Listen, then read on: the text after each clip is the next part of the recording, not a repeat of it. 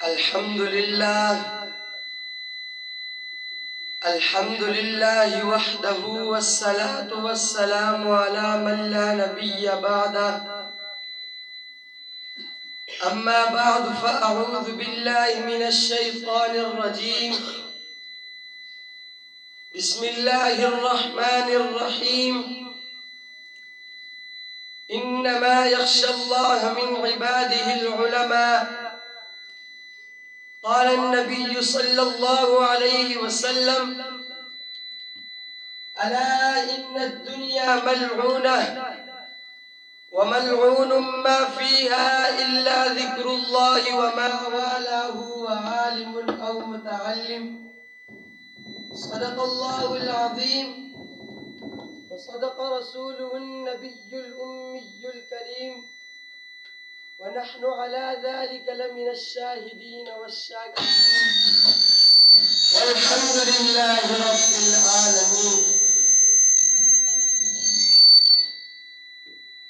صدر علی وقار، اساتذہ کرام، مہمانان گرامی اور میرے ہم سفر ساتھیوں، السلام علیکم ورحمۃ اللہ تعالی وبرکاتہ۔ سامعین محترم، یہ بات کسی سے ڈکی چھپی نہیں کہ معلم تعلیم و تربیت کا وہ عنصر ہے جس کے تعلیم و تربیت کا تصور بھی نہیں کیا جا سکتا۔ گویا کہ معلم ہی معاشرے کا وہ بنیادی مرکز اور محور ہے جس کے گرد تمام تعلیمی سرگرمیاں گردش کرتی ہیں۔ صرف بات اتنی ہی نہیں بلکہ معلم ہی وہ ہستی ہے جو چھوٹوں اور بڑوں کو راہ سنت پر گامزن کرتی ہے۔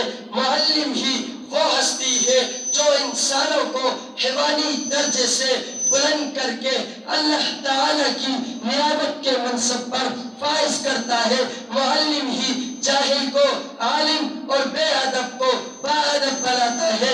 معلم ہی کے ذریعے خوشحال معاشرے کی تشکیل ہو سکتی ہے۔ معلم ہی وہ واحد ذریعہ ہے جو اسلامی معاشرے کی فضا ہموار کر سکتی ہے۔ اسلام نے معلم کو نہایت پاکیزہ اور قابل احترام قرار دیا ہے۔ اسلام نے معلم کو روحانی باپ قرار دیا ہے۔ اسلام نے معلم کو نبی کا وارث قرار دیا ہے۔ اسلام نے معلم کو مربی اور مصلح قرار دیا ہے۔ بلکہ میرا تو یہ دعویٰ ہے کہ جس طرح سورج کو چمک کی ضرورت ہے، چاند کو دھمک کی ضرورت ہے، جسم کو روح کی ضرورت ہے، اس طرح اس عالم کو معلم کی ضرورت ہے۔ معزز سامعین، آپ معلم کے مرتبے اور مقام کا اندازہ اس بات سے لگا سکتے ہیں کہ خود خالق رب الارض والسماوات معلم اول ہے۔ چنانچہ قرآن میں ہے: الرحمن علم القرآن خلق الانسان علمہ البیان۔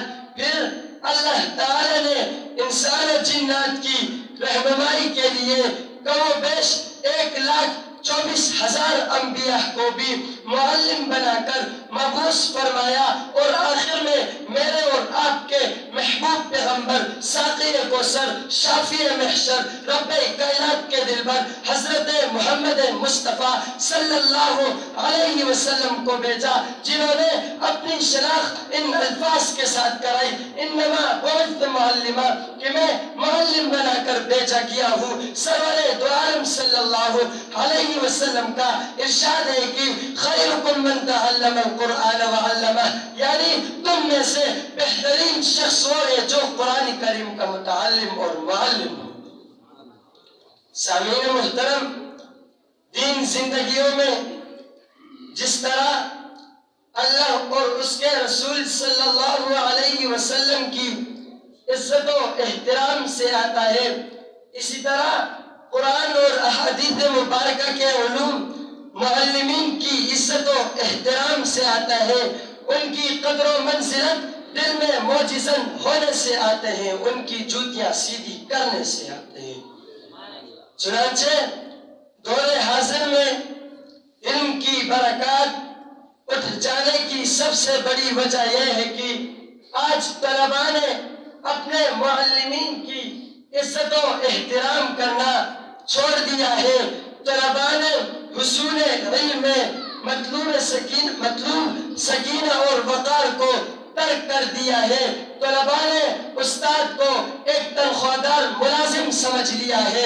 جلیل القدر محدث سفیان بن عیینہ رحمہ اللہ فرماتے ہیں کہ میرے والد کی نصیحت تھی کہ اپنے استاد کی خدمت و اطاعت کو واجب سمجھو، کیونکہ علماء سے فیض و برکات وہی پائے گا جو ان کی خدمت کرے گا، اور جو ان سے گریز کرے گا وہ کامیاب نہیں ہو سکتا۔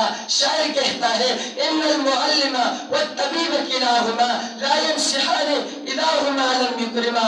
آخر معلمین کا یہ مقام کیوں نہ ہو کہ خود سرور دو عالم صلی اللہ علیہ وآلہ وسلم نے معلمین کے لیے دعا فرمائی، نظر اللہ امرأ سمع منا شیئا فبلغه کما سمع۔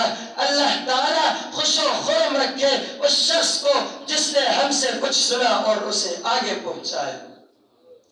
سامعین محترم، حضرت علی رضی اللہ تعالی عنہ کا فرمان ہے انا عبد من علمنی حرفا ان شاء باع و ان شاء عاتق، یعنی جس نے مجھے ایک حرف بھی سکھایا میں اس کا غلام ہوں، اب اس کی مرضی، چاہے تو مجھے بیچ دے یا آزاد کر دے۔ حضرت امام اعظم ابو حنیفہ رحمۃ اللہ تعالی علیہ اپنے استاد کی اتنی عزت و احترام کرتے تھے کہ اپنے گھر میں بھی اپنے استاد کے گھر کی طرف پاؤں پھیلا کر نہیں سویا کرتے تھے۔ وہ فرماتے ہیں کہ میری عمر گزر گئی لیکن اس مدت میں نے کبھی بھی ایسی کوئی نماز نہیں پڑھی جس میں نے والدین کے ساتھ اساتذہ کے لیے دعا نہ کی ہو۔ آئیے ہم بھی اللہ تعالیٰ سے دعا کرتے ہیں کہ اے اللہ تو ہمیں بھی اپنے اساتذہ کا مطیع اور فرما بردار بنا، اور ان کی زندگی میں، علم میں، عمل میں، مال میں برکت عطا فرما، اور ہم سب کو علم کی نور سے منور فرما۔ وآخر دعوانا الحمدللہ رب العالمین۔